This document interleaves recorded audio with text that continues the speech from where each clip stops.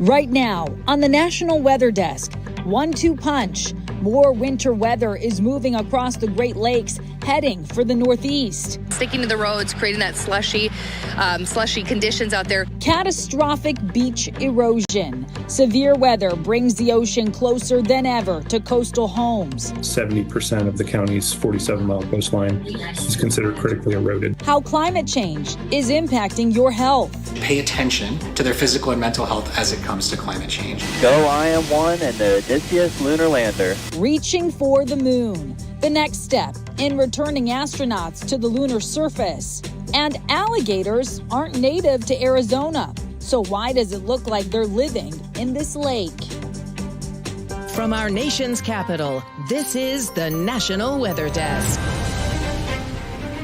Good morning and welcome to the National Weather Desk. I'm Amira David. We are watching several winter storms for you this morning that will bring more snow to the Great Lakes and to the Northeast. The first is moving through the Great Lakes right now. It will eventually push into the Northeast through tomorrow night, bringing snow to New England and northern New York. A second system to the south will bring snow to Nebraska, Missouri, and Kentucky before arriving on the I-95 corridor. New York and Washington could get a couple of inches by Saturday morning. And here's what that first system is producing in Montana. A winter storm warning is posted for here in Helena and much of the state through tomorrow morning. Up to 9 inches are expected, with the highest amounts in the mountains. 40-mile-per-hour wind gusts will also create blowing snow and wind chills below zero. It's also snowing in Wisconsin this morning. Emily Deem is checking out the conditions in Fond du Lac. Crews are out there on the roads, just to give everybody a heads up. So if you do see a plow out there salting, trying to clear some of that snow, just take it easy. We did have a few slowdowns, Pete, when we were traveling south here to Fond du Lac this morning. But you can see, people are traveling, hopefully taking their time.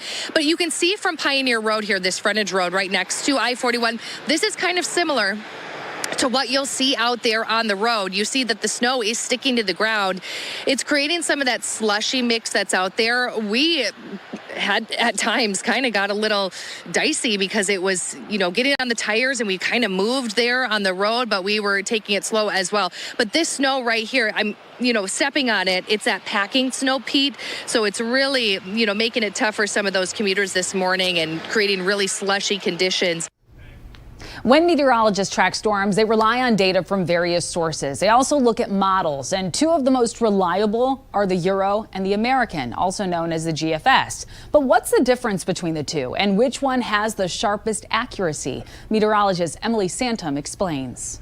Now, the European model is a medium-range weather forecast model out of Europe, collecting meteorological data such as weather observations and satellite imagery and converting them into a numerical weather prediction. Stemming from 34 different nations over in Europe, weather data is provided for the next 10 days.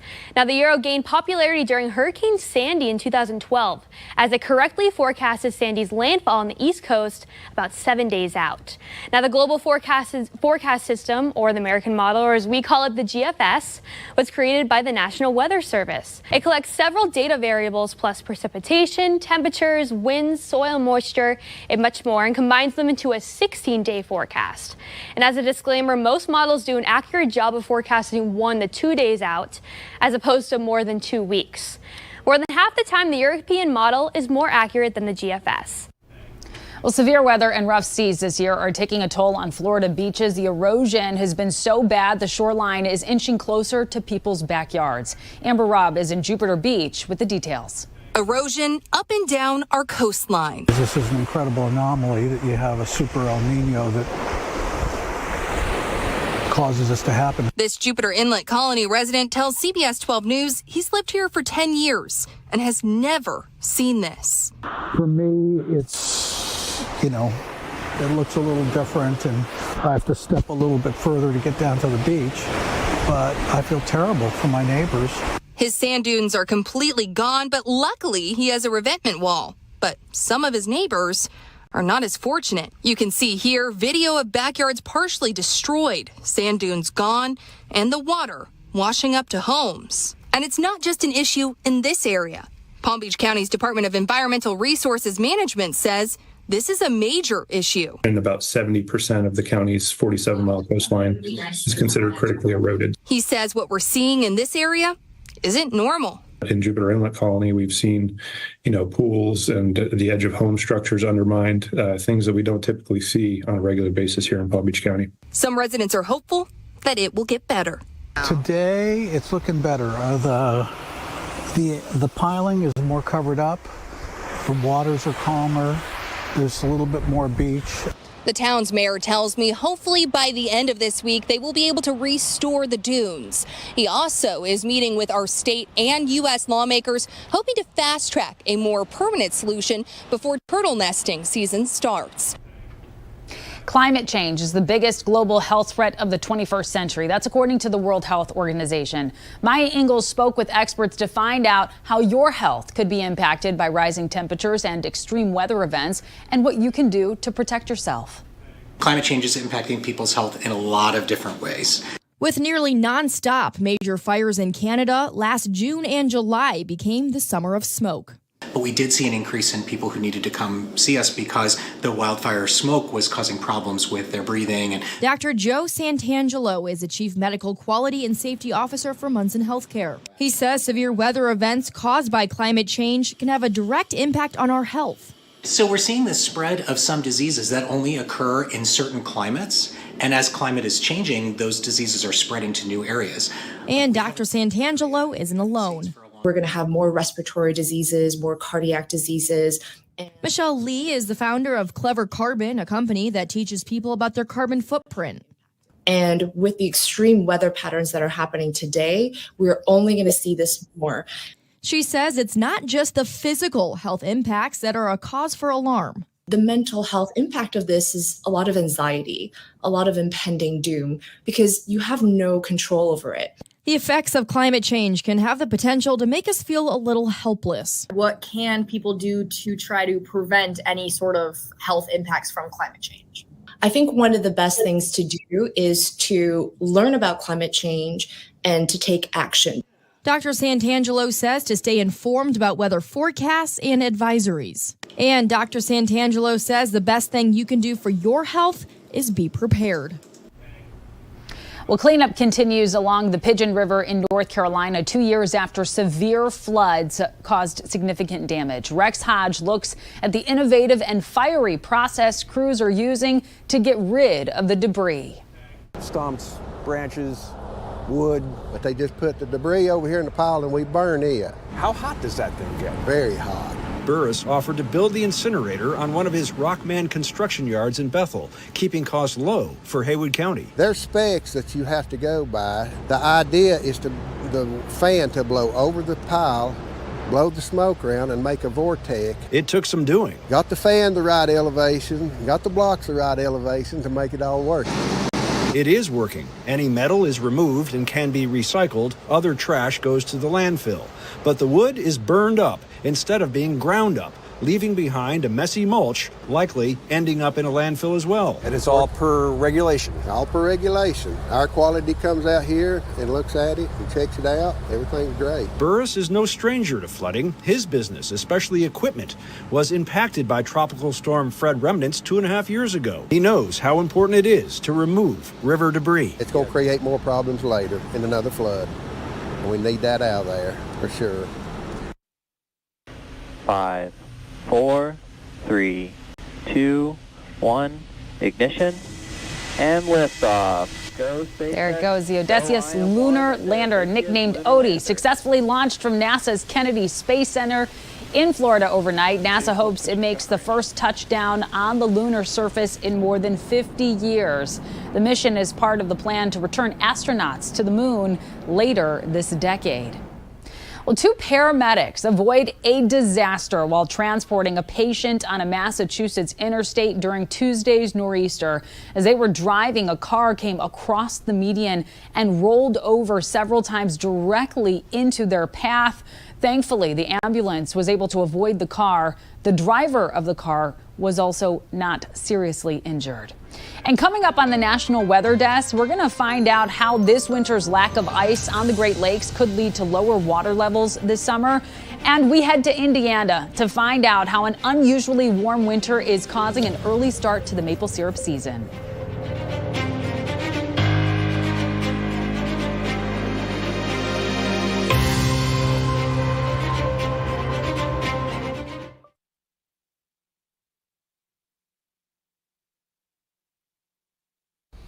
I'm meteorologist Charlie Lopresti would look at the Northeast. We have a lot of sunshine returning in the Northeast today. Some clouds will start to increase late in the day. That's in advance of this week, a little round of snow that moves in. That will be during the nighttime hours tonight, 9:30 or so, and extending into the morning hours on Friday. It's moving out on Friday with developing sun. The wind picks up again with temps running in the 30s for highs. We'll have to keep an eye on a little storm system on Saturday. This one right now looks like it's going to stay mostly off to our south.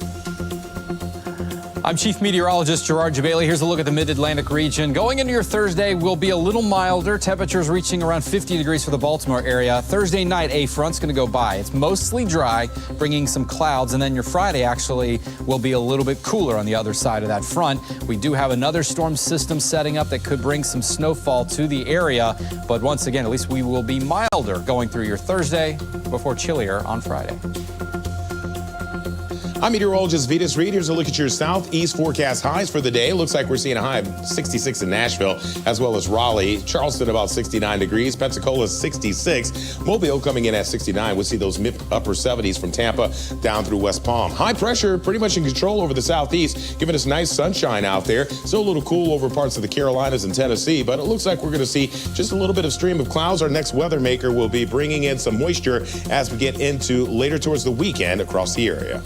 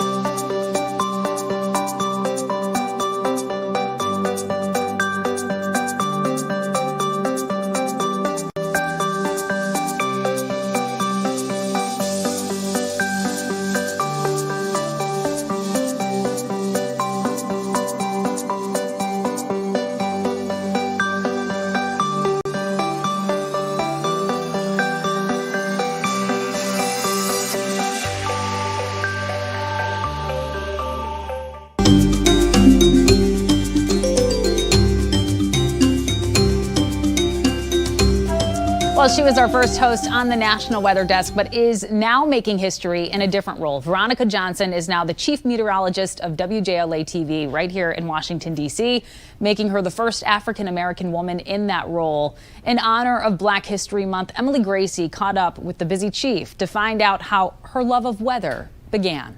When I was in high school, I took Air Force ROTC and actually thought I was going to go into the service. And I had two instructors that were both pilots. They would actually have us map out our own flight path from point A to point B. And it seemed so exciting. But I said to myself, you know, I really love this idea of studying the atmosphere and the weather. So at that point, did you think, oh, maybe TV's where I want to head? Or was it still kind of not at all?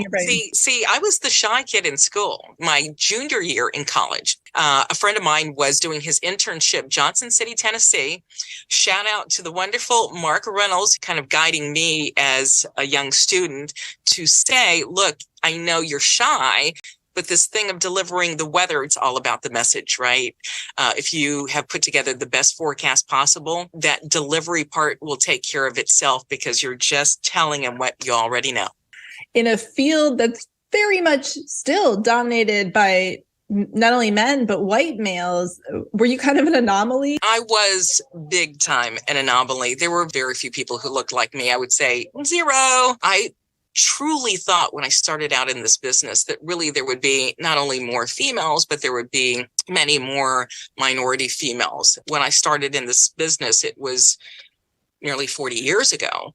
And, you know, here we are still going, okay, there's only a handful. Does it ever get frustrating being a trailblazer? Do you ever get to the point where you wish somebody had done that before you, or that we had gotten there before this, that 75 years is a little too long. It is too long. It can't be just us. It has to be everyone addressing what the issue is. We need more women of every diversity.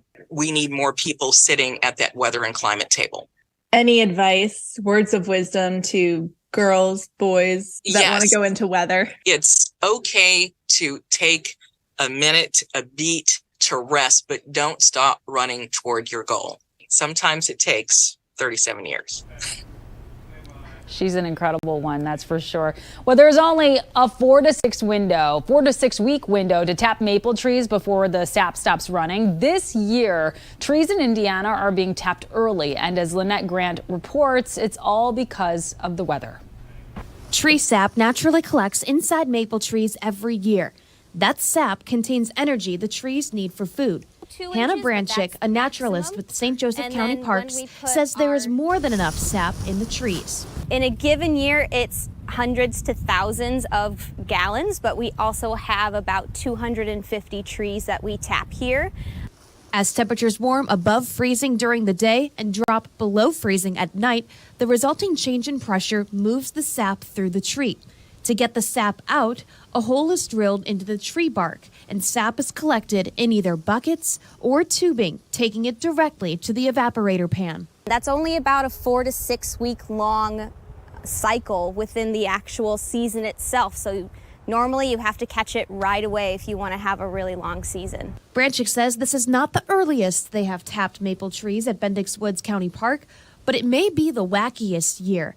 The temperature swings, however, do not appear to stop sap production altogether. It just puts a pause on the process. It'll just sit in the tree and not move, but once the weather warms back up again, it'll flow just like before.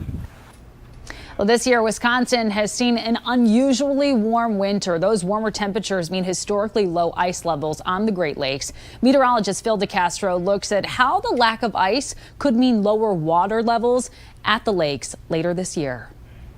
Take a trip to Point Beach State Forest right now, and you'll see nothing but open water out to the horizon.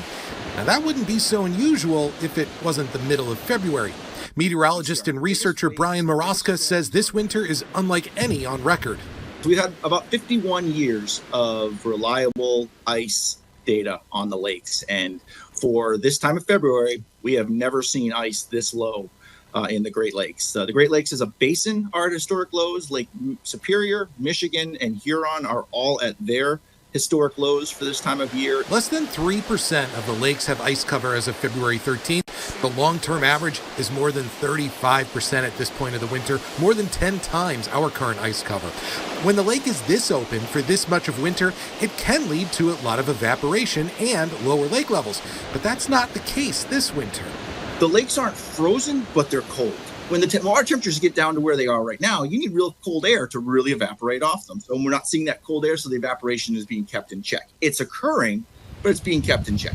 Just 4 years ago, Lake Michigan reached record high levels in 2020, but the Great Lakes watershed has since returned to a much more balanced state. The green dots that you see here indicate the official Corps of Engineers forecast. The purple dots indicate the long-term monthly average level. So while the latest forecast does indicate that levels might end up being just a touch lower than last year as we head through the summer, they are still forecast to remain slightly above the long-term average. And the differences involved here, by the way, not more than just a few inches apart from one another. So if this forecast verifies, that means there will still be plenty of beach to enjoy this summer, and also still plenty of water for boating and other recreation on the lake as well.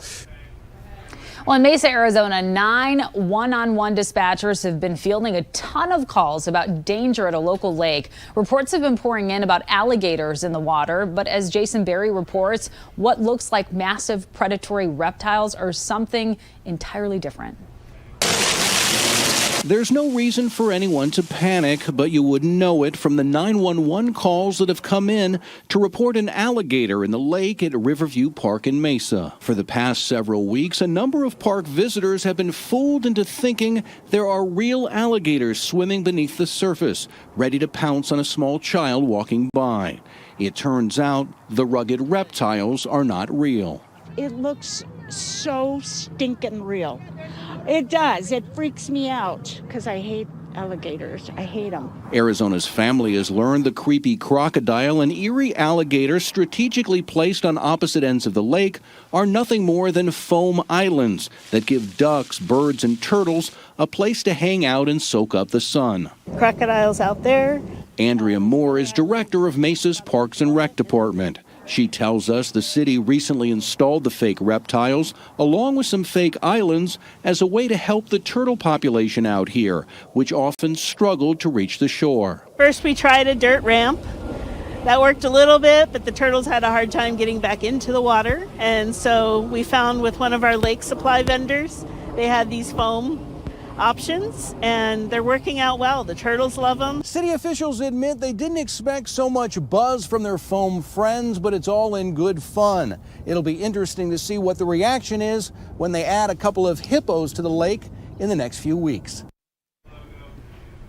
And time now for a short break, but first we take in the nighttime views of Seoul, South Korea.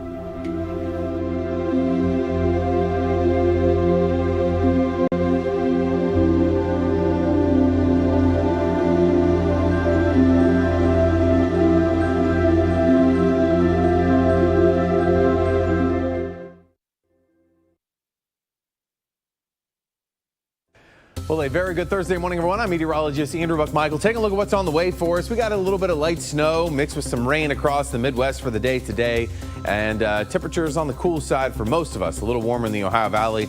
Tomorrow, that snow continues to drift its way down towards the Ohio Valley. And by the time that we get to your Saturday, a little quieter for most of us with some light lake effect snow. But look at all the sunshine we'll have across the plains to start the weekend, but it will be chilly. Good morning. I'm meteorologist Alex Garcia. Here's a look at your regional weather. A little chilly up into North Texas and into Oklahoma, but very warm and humid on down toward the south. We have a system that's going to be moving through, bringing rain there. Very weak front will slide to the east. We'll see a lot of warm air and more rain sliding into Texas. I'm meteorologist Alex Garcia, and that's a look at your regional weather. Well, hi there, everybody, and a good Thursday morning to you. I'm meteorologist Shannon O'Donnell. Thawing out after some late Valentine's Day night snow around Puget Sound. Will warm up to 43 later today in Seattle, 65 in Sin City. Look at the 20s back in business over Missoula. Current weather maker, this big system pushing through the west coast, going to bring significant snow near the Continental Divide and the Bitterroots later today. And that's the scene from here.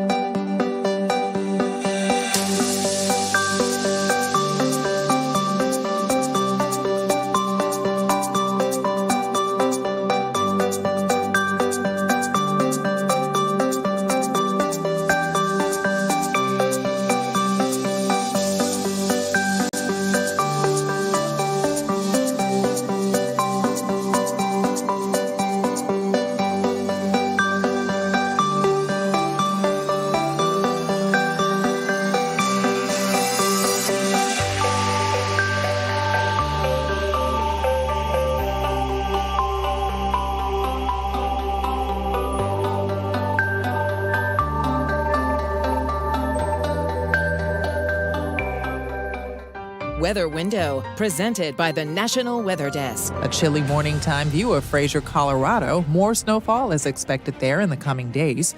Meanwhile, this chime-in submission from the Providence area shows a focused cat on a frozen pool. Kind of looks like it's using its paws to play hockey. And to look back at this sample of Valentine's Day sunrises with color that can rival any candy conversation hearts. For more content like this, like the National Weather Desk on Facebook. Well, with rain in the forecast on the Daytona 500 is on Sunday, and weather could play a big role in the Great American Race. Right now, there is a 50% chance of rain on Sunday afternoon, and of course, rain means a dreaded delay. And sometimes drivers will wait a very long time for a green flag to drop. Here's meteorologist Dave Dierks.